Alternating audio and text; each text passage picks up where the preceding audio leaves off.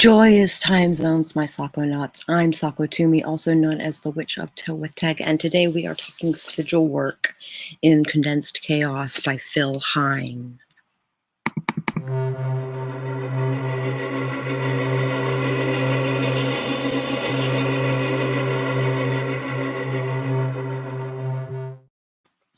I am going to, hold on.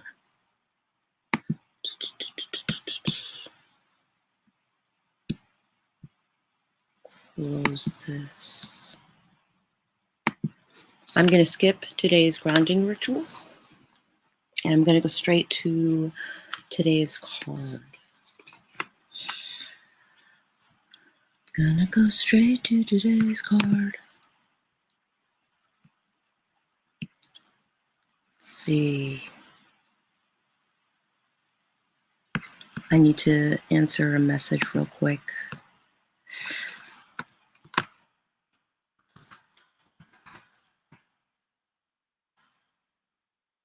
Here's a no-go.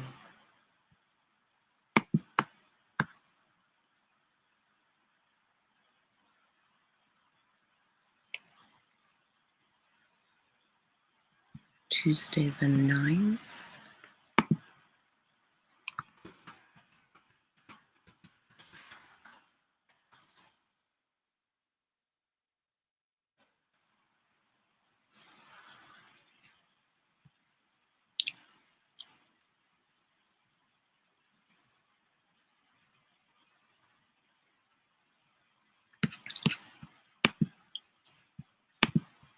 All right.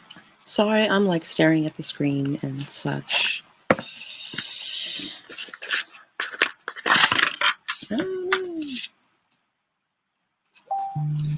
Where's my white card? Oh, there's my white card. All right. Just scheduled a photo shoot for Tuesday. Just going to be amazing and wonderful and horror pinup themed.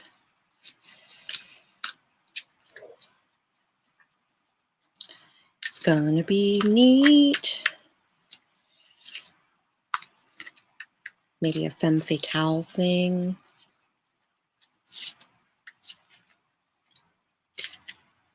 Maybe. I think it would be rad.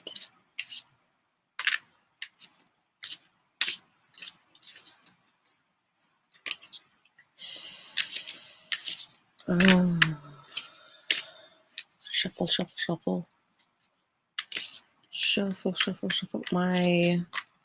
I was watching Savvy and RK's You Just Was Looking for Me. Well, you found me. Thank you.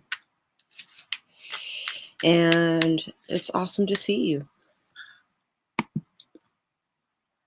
Where's my buddy Sako? She was 30 seconds late. That's where buddy Sako was.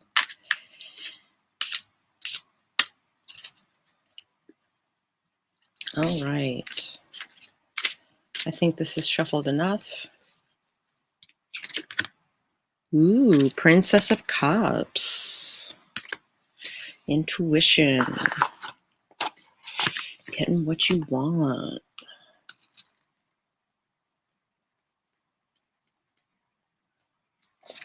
Okay. Subconscious messages swim through your conscious mind, receiving intuitive messages from within. The Princess of Cups brings you inspiration to create, to trust your insight, and to listen to your intuition. She asks you to be open-minded about new experiences, emotions, and how messages can take form. This news can be subtle or extreme. So trust your gut instincts on what it's trying to tell you. Pay attention to synchronistic events and symbols in dreams, for it is your guide delivering you a message. Excuse me. Let your emotions come out to play with free rein. Vulnerability is your strength, so wear your open heart on your sleeve. Express yourself freely, as open and innocent as a curious child. Answers to questions may appear in surprising and playful ways. Listen to your dreams. Okay. Hi, Bonnie. Lovely to see you. How is it going? Oh, I'm on my third cup of coffee and I'm still kind of tired. Wow, the sun like went away all of a sudden. I'd rather not. Thanks. My emotions are scary. Yeah, I gotcha.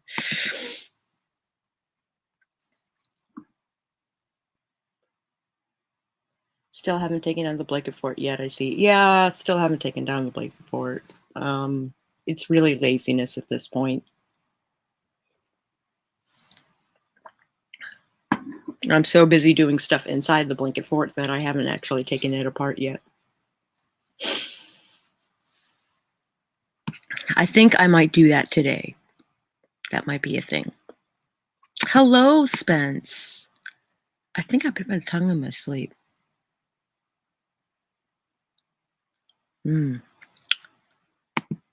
From Laundry Limbo. Oh. Took mine down. It hurt too much to sit inside. Oh, I'm sorry. Mine's super comfy, which is part of the problem.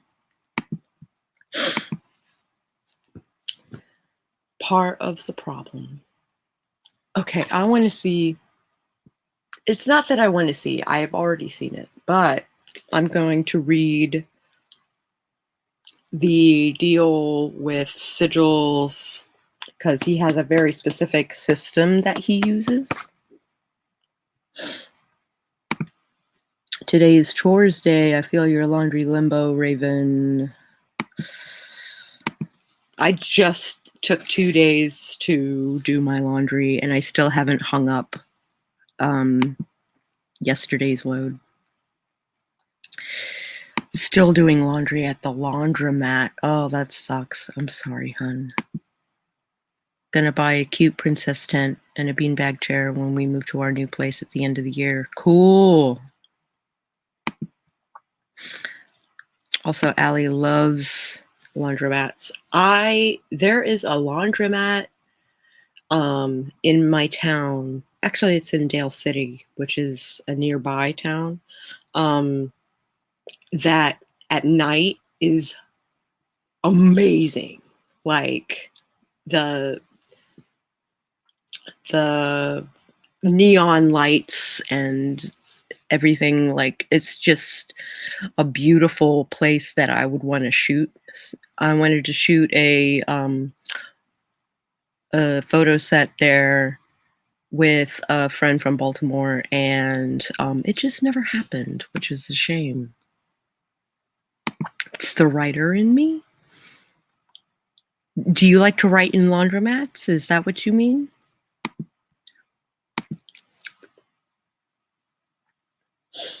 Is that what you mean?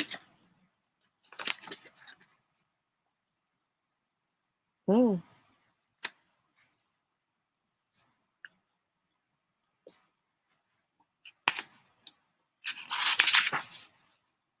Okay. I'm going to read this first page. I am. Playing with chaos. Yes, they're fun. All the people and the clothes. I usually do just one little load a day because my washer is a portable one that just sits in my bathtub. But the weather is optimistically going to let me dry them outside today, so I'm aiming for 5.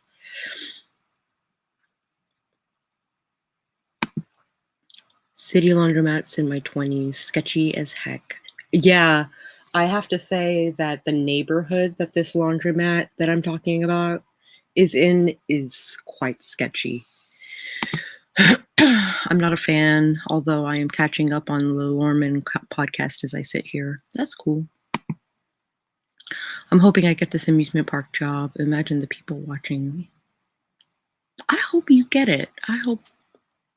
And with spring coming, like that'll be a really good gig.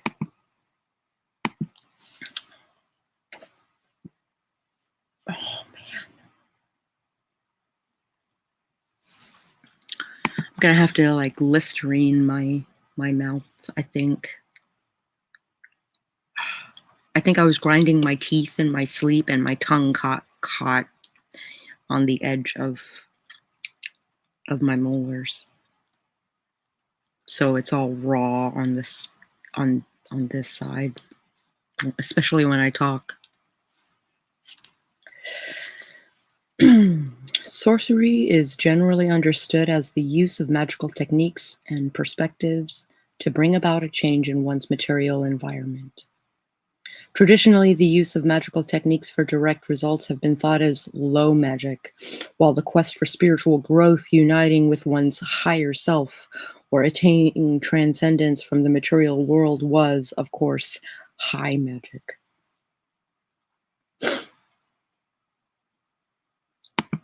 Till November, good money, yeah.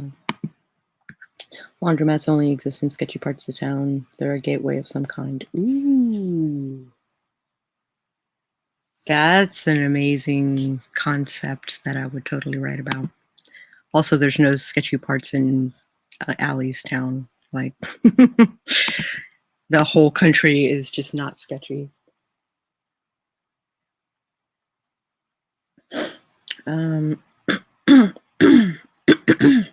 This distinction perpetuated the division of the world into matter versus spirit, subjective versus objective, reflecting a general philosophy shared by science and religion, which regarded the demands of everyday world as being inferior to abstract metaphysics, which I disagree, absolutely.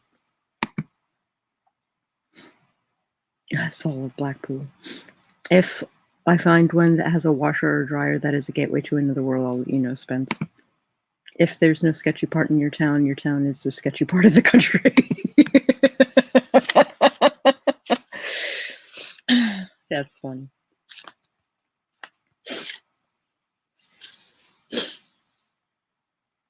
Oh. For the chaos magician, such a distinction is artificial and very much a sign of self-limitation. From the chaos perspective, sorcery is valuable for a number of reasons. Firstly, success with sorcery techniques embeds in one's mind the certainty that magic works in a way that intellectual argument or practice without clear purpose cannot. The wife, the life, and the washer.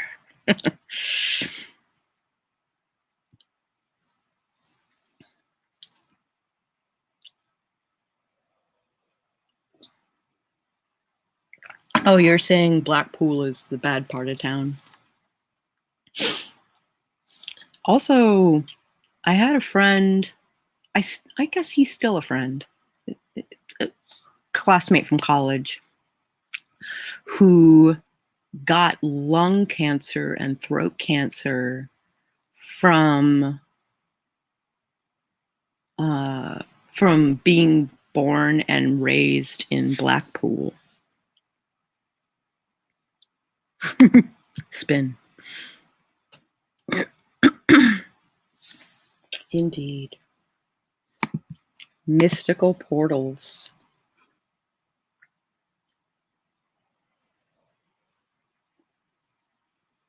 Yeah, it's a mining town. So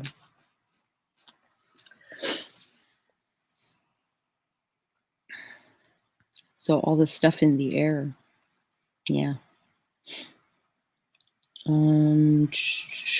Secondly, that working with sorcery techniques, the rigorous analysis of one's own motivations and desire complexes is itself enlightening. Thirdly, the practice of sorcery itself leads to considerations of personal ethics. If one is serious about bringing about change in the world, one must also accept responsibility for those changes.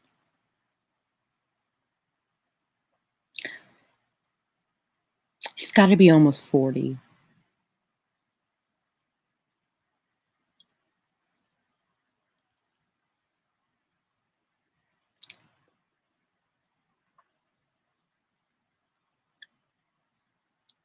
Moreover, bringing about change in the world tends to lead to personal changes.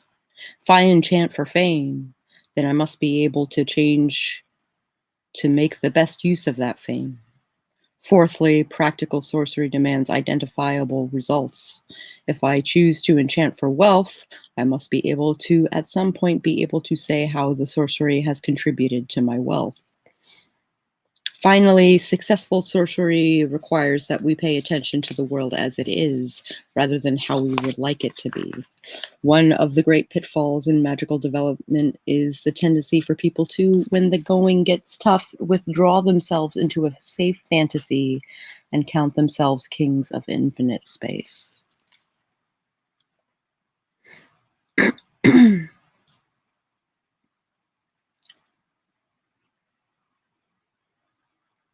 Oh, the air. I gotcha.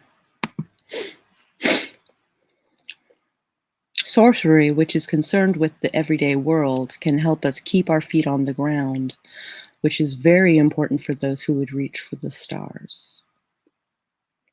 Sigil Magic.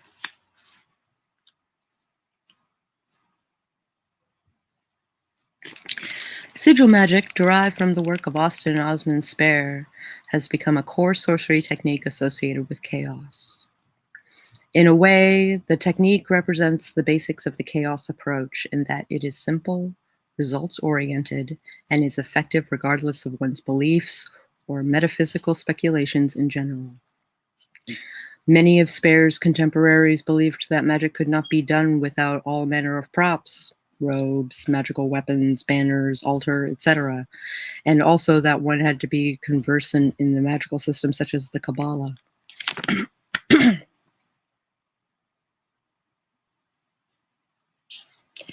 My husband has come downstairs. I suspect he is going to use the blender, which means I will probably go on mute for a short time. My speech box is still waking up.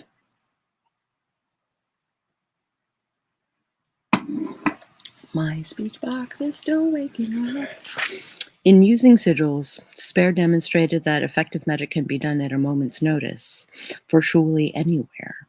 Sigilization is one of the simplest and most effective forms of results magic used by contemporary magicians.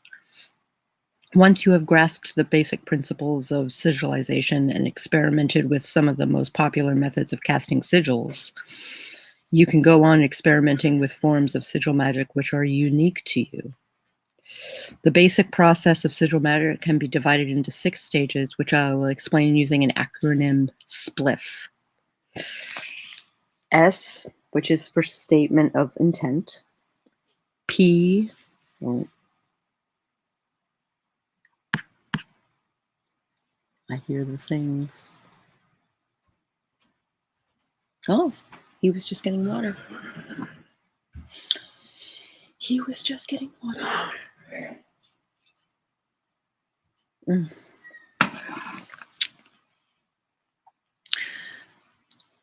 Statement of intent. P, the pathways available. We talked about pathways before. L, the link to a symbolic carrier.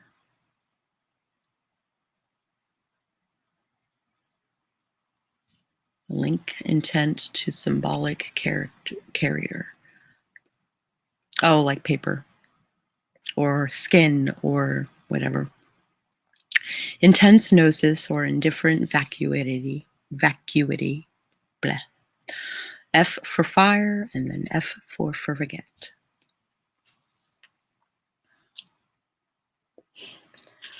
The first stage of this process is that you would get your magical intent clear, as precise as possible without at the same time being too overcomplicated. Am I going to be passed a joint? Yeah, no kidding. I think that was very much on purpose.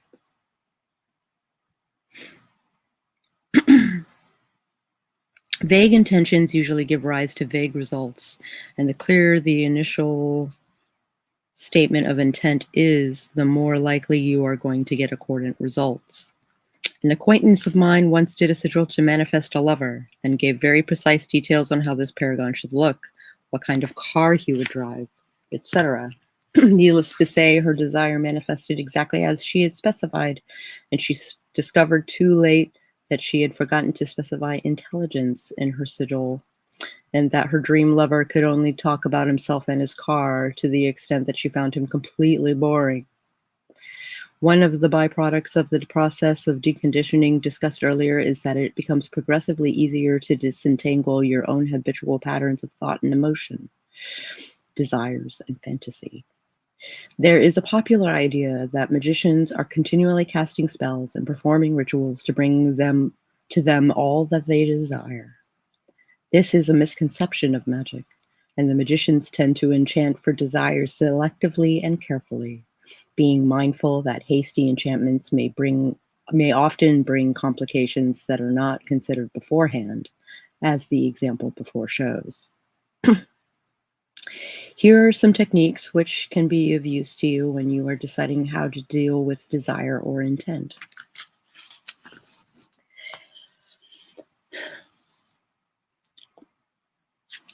Hold on. I want to see where we get here. Swot. Yeah.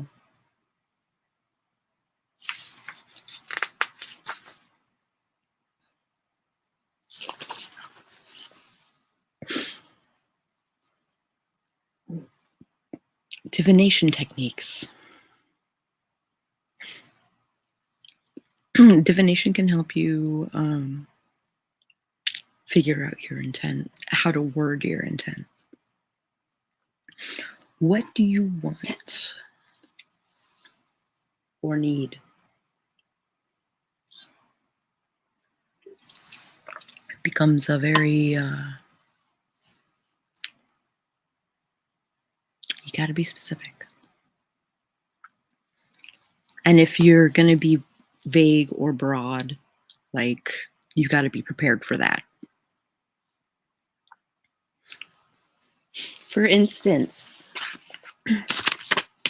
so last week, my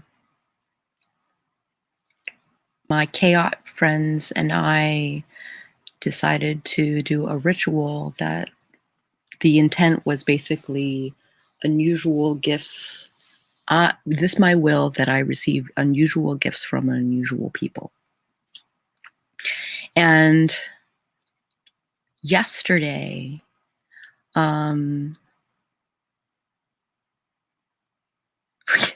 yes, exactly. Yesterday, my associate friend, I would say we're friends, hooked me up with a guest pass to masterclass.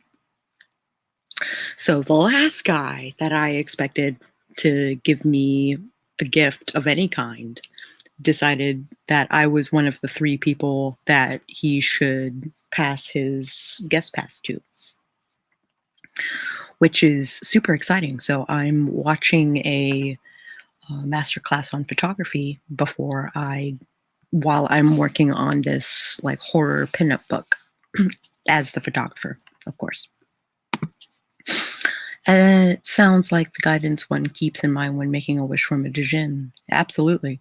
Be as specific as possible, or unintended effects don't sneak into the holes in your request. Hello, Katerina.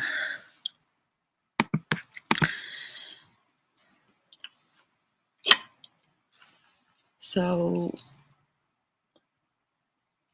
my wealth rituals, I tried to do it monetarily, and it technically worked. But I had to go through some terrible shit for that to happen. Right? I was like, I want to earn money from my skill set. That my skill set is enough money to actually survive on.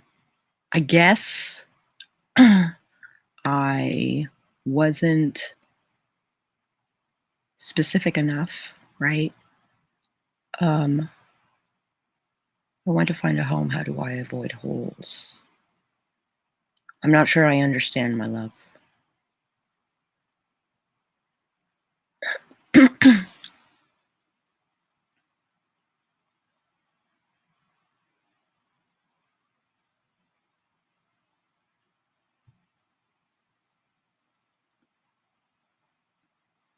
You can be specific about the home that you want with your sigil work. Now, granted, it's not going to be instantaneous effects either. It might take months. But I'm sure it'll eventually happen.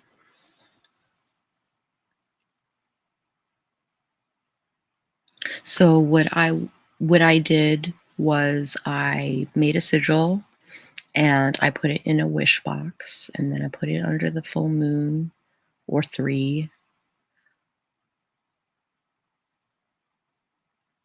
We are house hunting, and I think a spell would work, or a spell would help.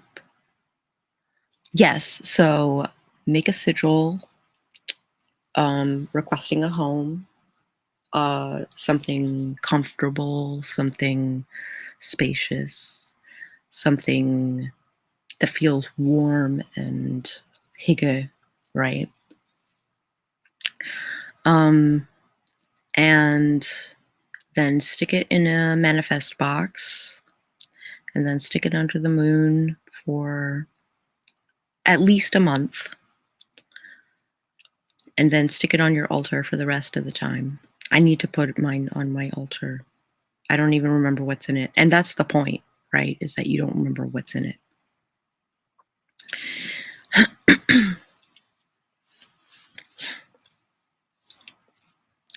So that, and then you basically keep it in that box until the wish comes true, until the intent happens.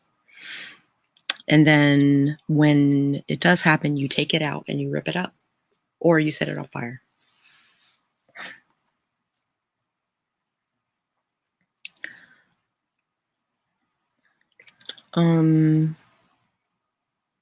Turquoise would be safe travel as you're going from house to house.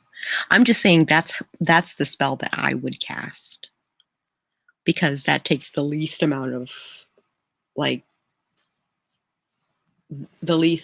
effort on my part, because I charge my sigils as I draw them.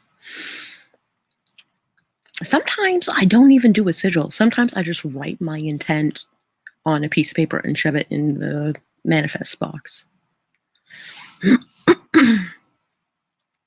Now, I made my manifest box when I was in the hospital.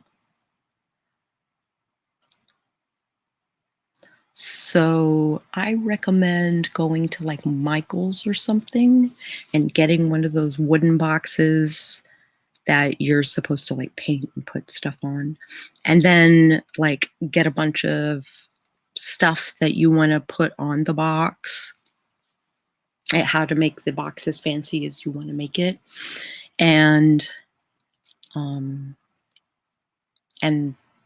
then keep it on your altar to kind of imbue it.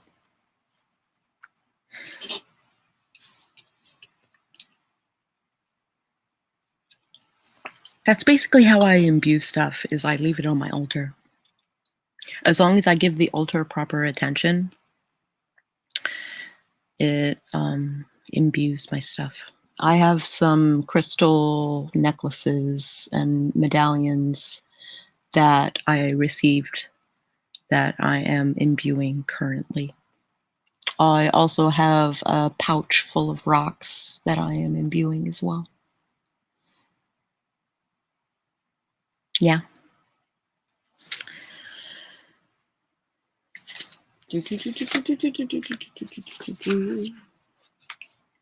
So let's talk about how to figure out what it is that you want.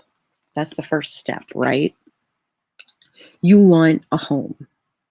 Using a divination system can be very helpful when examining your own motivations underlying a desire.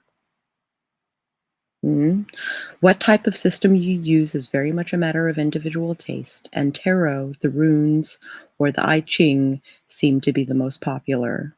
Here's an example of how divination can be useful. Shortly before writing this book, the computer which I use for writing suddenly crashed to the extent that it required repair. This left me in a pathetic state, which any hardened computer user will surely sympathize with. Suddenly, the thought struck me that this would be an ideal opportunity to upgrade, to buy a new system. I immediately began to try and generate strategies which would allow me to purchase a new model without overburdening my financial resources. At the same time, I began to cast around for suitable models at a good price. I rapidly created a situation where the desire to gain a new computer was prominent in my mind for a good deal of time. Soon, the situation became frustrating. My bank declined to loan me the money I required, and other possible routes for generating money required were not immediate enough. I wanted a computer now. Having enmeshed myself in this tangle of desires and become frustrated and annoyed, I decided to see what my tarot cards had to say about the matter. The result was very explicit and shocking. The tarot cards pointed out that me trying to sustain a loan at this moment would have been a poor long-term consequences, that I really didn't need a new computer anyway, and that it would be more realistic to repair the current machine. Looking at this reading, I felt a great sense of relief and amusement at myself. This incident also gave me an insight into how we let our desires take control of a situation and blind us to alternative possibilities. And this, so I want to forward this episode to a dear friend of mine who is jonesing for a significant other, but it's the forgetting part that she never forgets the intention, right? So maybe she should do some divination to figure out what about her intention is backfiring on her. Figuring out what I want can actually be the most difficult challenge. It is. That's the biggest part of coming up with a spell. What is the effect? What is the desired effect? And it is like making a wish to a djinn. Like, you got to be specific. You got to word it in such a way that there isn't like a small print involved. My small print was that I had to be in a terrible accident for me to get a money payout. Right? So I wanted my husband and I to live in this house without my mother. However, I didn't want my mom to get cancer. Right? Like, her treatment is in Florida and keeping her in Florida at least until May. And at least. And then she might have to go back every couple of months for more treatment or whatever, checkups, if nothing else. And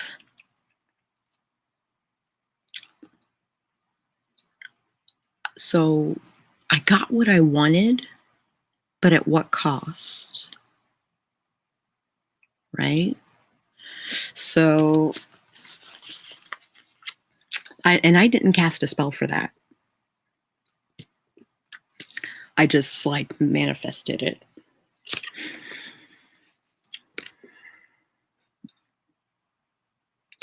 If you perform divinations, you must be prepared for answers or perspectives that do not necessarily fit in what you want to see. Hi, RK. Wonderful stream this morning. Excellent stream this morning. In fact, it made me a little late for my stream. Thank you so much, RK. You're a saint. A useful way to regard divination systems is that they are an old and trusted friend. People whose views you respect and whose advice you would readily accept. By ignoring the results of a divination, you are fooling no one but yourself.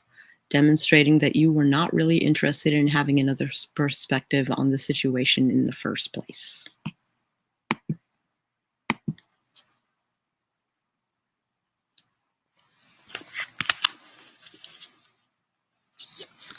So that's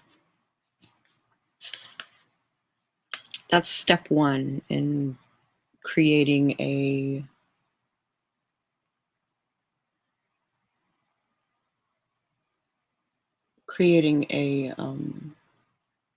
intention.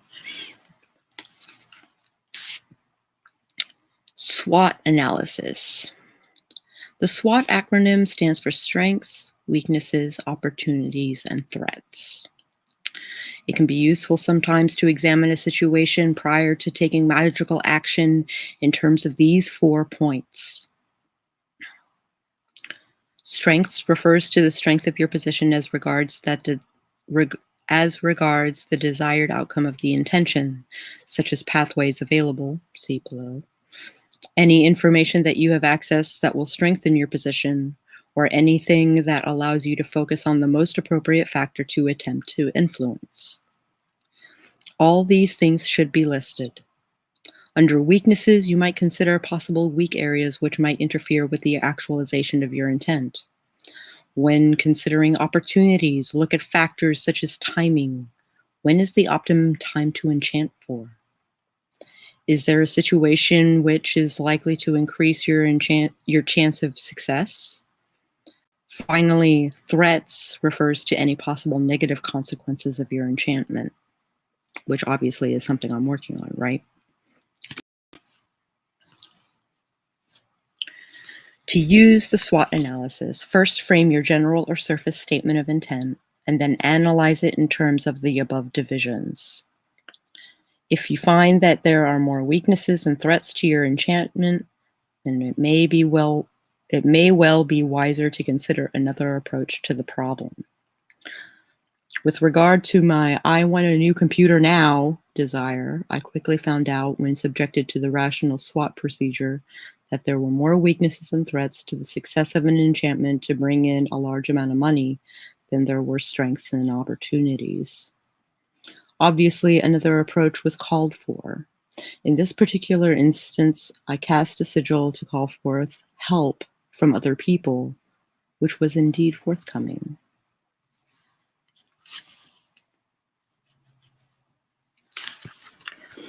Other sources of information. Apart from using divination or situational analyses, other sources of information can be useful. Ask other people about their opinions for a start. The more information you have about a situation, the greater flexibility you will have when you approach it from a magical angle. For example, I was recently approached by a third party on behalf of a client who wanted some kind of enchantment performed to meet a partner. I spent a couple of hours asking about the client's habits, social movements, personal qualities, and so forth, all of which helped me to decide not only what kind of enchantment to perform, but also in what way the spell should influence matters to bring about the desired result. Performing sorcery on behalf of other people is very good for your own practice.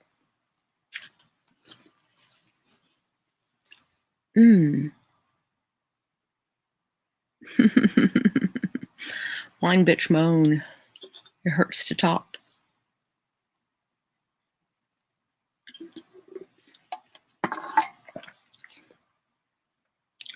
Generally, sigils are excellent for bringing about precise, short, or long-term results, which makes them excellent for works of results magic, like healing, habit manipulation, inspiration, dream control, and the like. It is generally considered useful if you open a path for the intent to manifest along. There is a standard magical practice about working for money that goes along the lines of Frater Bader does a spell for money and waits for the multiverse to provide him with the cash. In the following months, he gains financially after the sudden deaths of relatives, receives industrial compensation after falling into a combine harvester, and so on. Feeling called out. Had he made sure that there was a possible pathway for the result to come in, like writing a book, applying for a new job, or entering a lottery, he might have had a better time of it. If nothing else, this is the way magic often works and shows that the multiverse, if nothing else, has a slappy sense of humor. Link intent. Once you have decided upon your intent, it can be turned into a symbolic code, a signal on which you can focus varying degrees of attention on without recalling your initial desire. The two most common approaches to this are a monogram, which is like what Doll has been doing recently. And I'll show off Doll's wallpaper here pretty soon. Write out your intent, knock out all repeating letters, and from the rest design a glyph. And she uses runes specifically. There's nothing saying that you can't use different fonts, different languages, different symbol collections, etc. The whole point is to take your intent and break it down into a glyph. However you do that is up to you. Or B, a mantra. Write out your intent, scramble into meaningless phrase or word which can be chanted. Alternatively, you could rearrange the letters of your statement of intent so that it becomes another sentence, which can be used as a mantra. For example, I desire assistance in house hunting could become the sun can sing. Oh, I'm sorry, Allie. You have my condolences. In addition to the above, you can also use other media such as smell, taste, colors, body language, and hand gestures. Whatever works. Intense gnosis or indifferent vacuity. Sigils can be projected into the multiverse via an action of gnosis, usually, but not necessarily, within some kind of ritual or magical context. Popular routes to gnosis include spinning, chanting, dancing, visualization, sensory overload, or sensory deprivation, and sexual arousal. The other altered state is that of the indifferent vacuity, a sort of non-particularly bothered state. An example of sigilization by this route is to doodle sigils while listening to a talk which is boring, but you have to take notes on. Don't have kids unless you're ready for 18 years of hell, or maybe 15 years, depends on you and the kid. Yeah, I gotcha. Fire. This is simply the projection of the sigil into the void, or multiverse, at the peak of gnosis or vacuity. Examples of this include orgasm, reaching the point of blackout from hyperventilation, or being asked a question about the boring talk that you were supposed to have been listening to. The projection of a sigil can, of course, be the main theme of a more or less orthodox magical ritual. Less orthodox methods include visualizing a sigil glyph as you feel a sneeze about to burst from your nose, or projecting a sigil at the moment when, after holding your bladder to the point where you need to urinate becomes physically painful, you let go and feel absolute bliss of relaxation. Kids keep you sane? That's interesting. A popular approach to empowering a sigil is during the peak of physical orgasm, or at the point where pain becomes pleasure and vice versa. As you peak into orgasm, visualize the sigil glowing brightly and then shooting off into the depths of space, photon torpedo. If you are trying to influence a particular person, which I kind of don't know. You can try imagining the sigil glowing on their chest or whatever organ you find easiest to visualize. Note that sexual partners don't have to know what's happening. It does help if they can give you the necessary stimulation.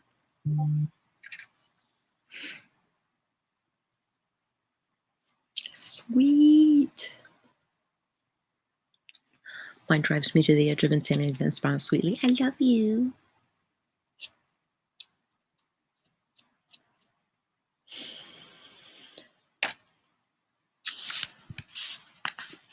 So this was in 1993, right? This book was published in 1993. And the concept of consent wasn't on the forefront of everybody's mind. So I have to say, if you're going to do sex magic, make sure your partner knows what's happening. It is not fair to your partner to be used in such a way without their knowledge. I know people younger than this book. Yeah, me too. I think some of them might be in this room right now.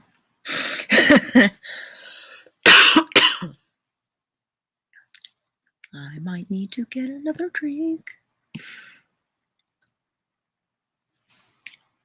So please, if you are doing sex magic, if you are using a partner to reach orgasm, make sure your partner knows what is happening. It is only fair to them. Consent in magic. It's important. I was born in 1982. Woo! Okay. So we've talked about making our intent. We've talked about how to apply it. We've talked about how to charge it with gnosis.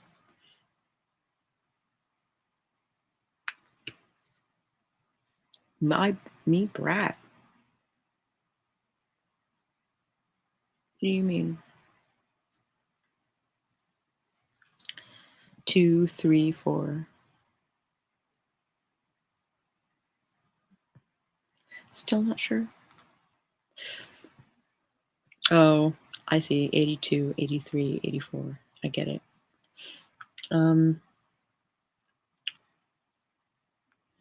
Once your sigil has been fired, you're supposed to forget the original intent and let the butterfly effect take its course. Forgetting what you just did can often be the hardest part of the process. It's not so bad if the intent is something you don't really care about. Hence, beginning with sigils for things that you aren't really attached to is a good way to begin experiments.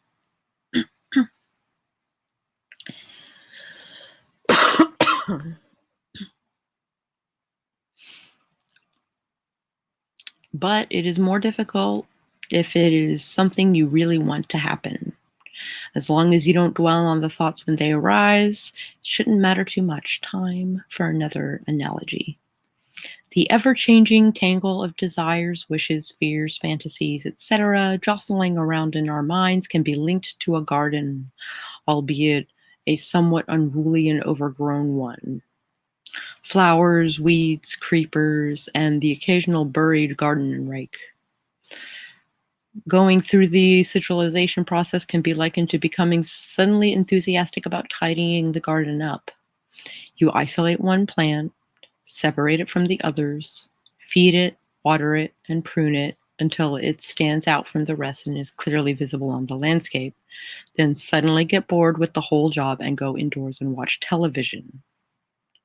The trick is, next time you look at the garden, not to notice the plant you so recently lavished attention on.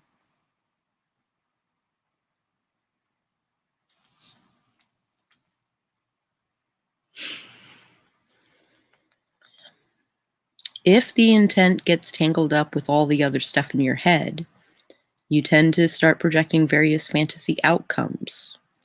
What you'll do with the money when it comes, how will it be with the boy or girl or anteater of your dreams, etc.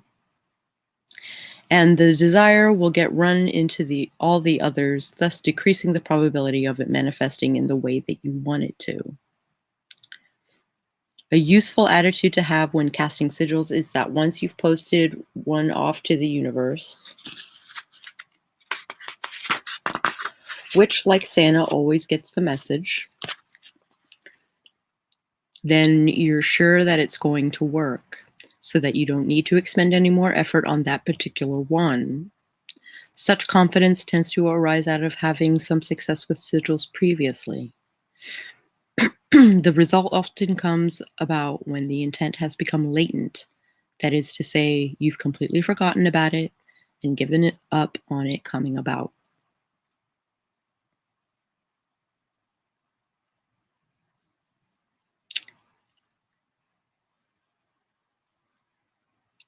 Yes. Yes. Yes.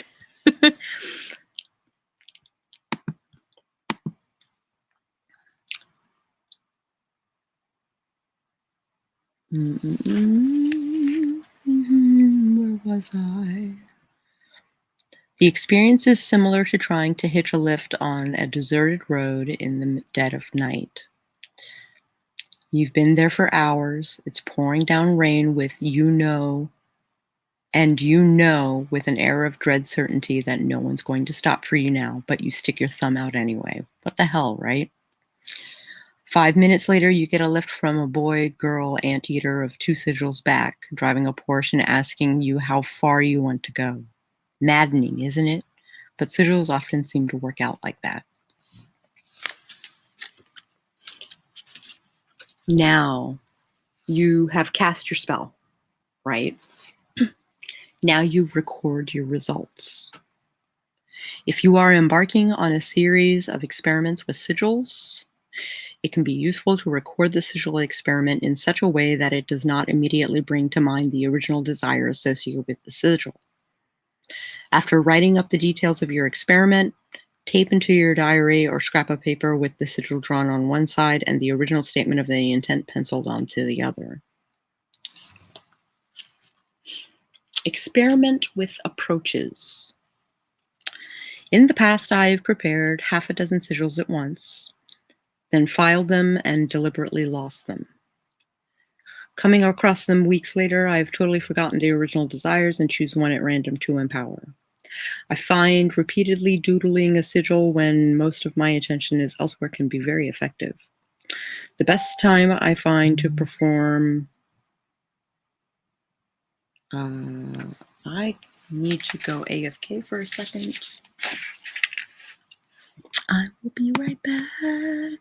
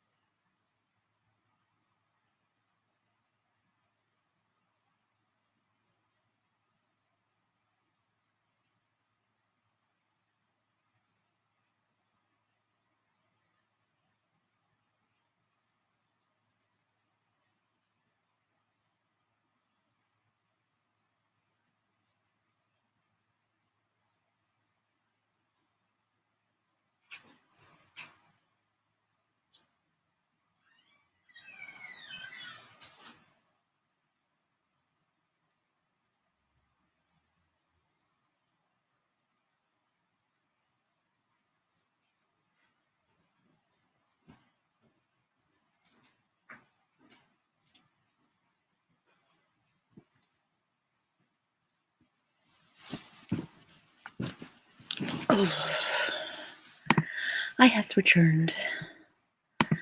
I needed to fix the recycling bin. It was kind of like the doorbell. I got a text message from my husband saying, hey, go fix the recycling bin. Because the wind had knocked it over and there was trash all over the place, basically. I'm a little punch drunk after the affair of doing my laundry. Well then. Flip it, smack it, rub it down. Oh no, do that sigil. Yikes. Gnomes. It's always gnomes. Where was my husband? He's in the bedroom, and the bedroom window looks over the neighborhood in such a way that you would be able to see the front of the house. Like where we put the trash out for the trash guys to come and get it.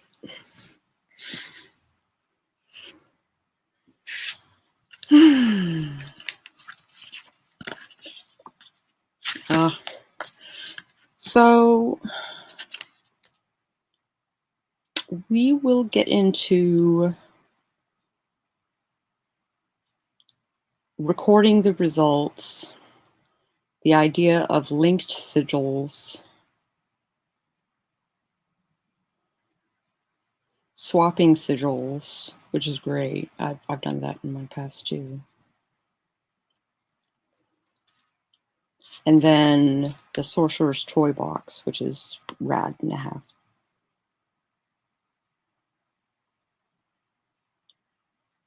Evaluation. Oh, check this out.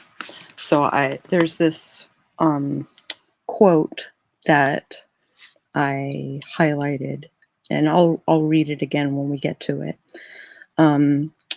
Oddly enough, there seems to be an implicit suggestion that when enchantments are successful, it is a reflection of one's own magical ability. But when spells go awry, it was your karma not to have that happen.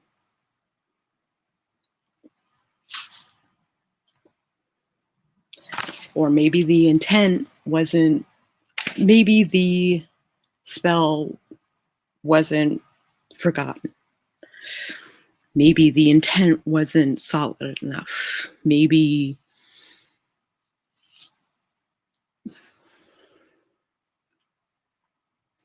so there's this idea that in chaos magic, most especially, and manifestation and stuff like that, the whole idea of Buddhism and like Sokagake Buddhism most especially, and chaos magic is to change your karma, right? To make yourself open to opportunity and to make it so that you are not destined to suffer for the rest of your days, right? Make life easier for yourself. Make existence easier for yourself in whatever stage that you are in. I believe in reincarnation, so like death isn't necessarily the end. Like,